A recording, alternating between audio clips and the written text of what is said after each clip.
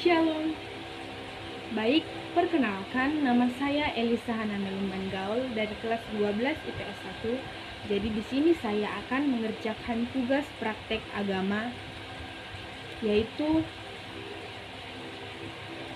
membuat renungan yang tertulis dalam Lukas 6 ayat 27 sampai 36.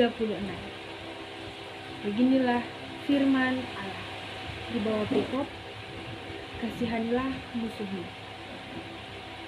Tetapi kepada kamu yang mendengarkan aku berkata, kasihanilah musuhmu, berbuatlah baik kepada orang yang membenci kamu. Mintalah berkat bagi orang yang mengutuk kamu. Berdoalah bagi orang yang mencaci kamu.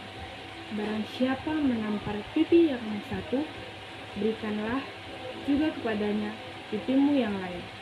Dan barang siapa yang mengambil jubahmu, biarlah juga ia mengambil bajumu. Berilah kepada setiap orang yang meminta kepadamu, dan janganlah meminta kembali kepada orang yang mengambil kepunyaanmu. Dan bagaimana kamu kehendaki supaya orang berbuat baik kepadamu, berbuatlah juga demikian kepada mereka. Dan jikalau kamu mengasihi orang yang mengasihi kamu, apakah jasamu? Orang-orang berdosa pun mengasihi juga orang-orang yang mengasihi mereka. Sebab jikalau kamu berbuat baik kepada orang yang berbuat baik kepada kamu, apakah jasamu? Orang-orang berdosa pun berbuat demikian.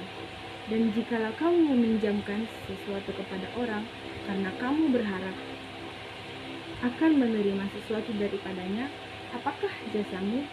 Orang-orang berdosa pun meminjamkan kepada orang yang berdosa supaya mereka menerima kembali sama banyak.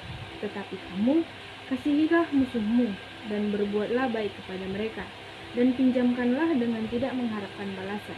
Maka upahmu akan besar, dan kamu akan menjadi anak-anak Allah yang maha tinggi. Sebab ia baik terhadap orang-orang yang tidak tahu berterima kasih, dan kepada orang-orang jahat. Hendaklah kamu murah hati, sama seperti Bapamu adalah murah hati. Demikianlah sabda Tuhan. Baik, dari bacaan Injil ini kita dapat menyimpulkan bahwa ayat ini menjelaskan kepada kita cara mengasihi musuh kita, berbuat baik terhadap sesama, saudara, teman, keluarga, maupun musuh kita sendiri. Pada bacaan ini kita dituntut untuk saling mengasihi, dan kita tidak boleh membalas perbuatan jahat seseorang terhadap kita dengan perbuatan jahat kita sendiri. Karena jikalau kita hanya berbuat baik kepada diri kita sendiri, apakah jasa kita?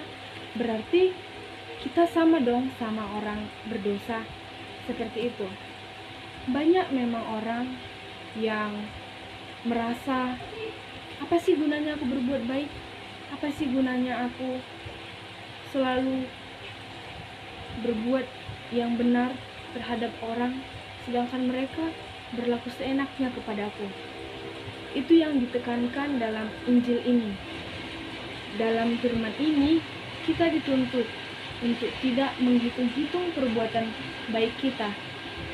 Walaupun kita tidak menerima kebaikan itu sendiri daripada orang yang kita perbuat baik, tapi kita harus menaruh harapan kita tetap teguh kepada Tuhan.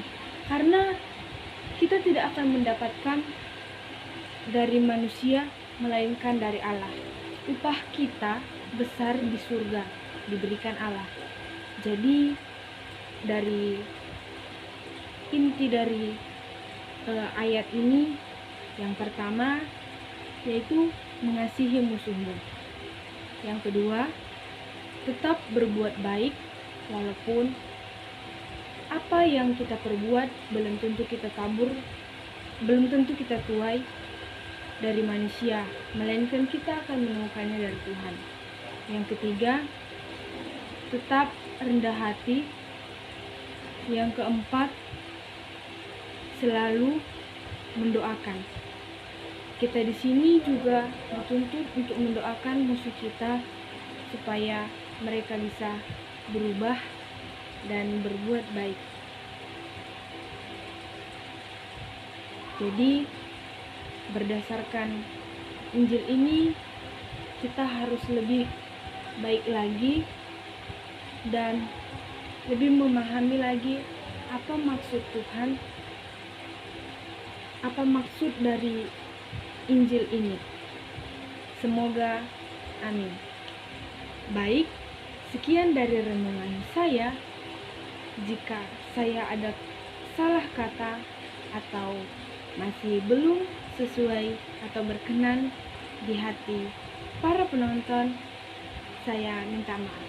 Saya pamit undur diri dan saya ucapkan terima kasih buat para penonton dan juga Bapak Hendro selaku guru mata pelajaran agama. Sekian dari saya, terima kasih.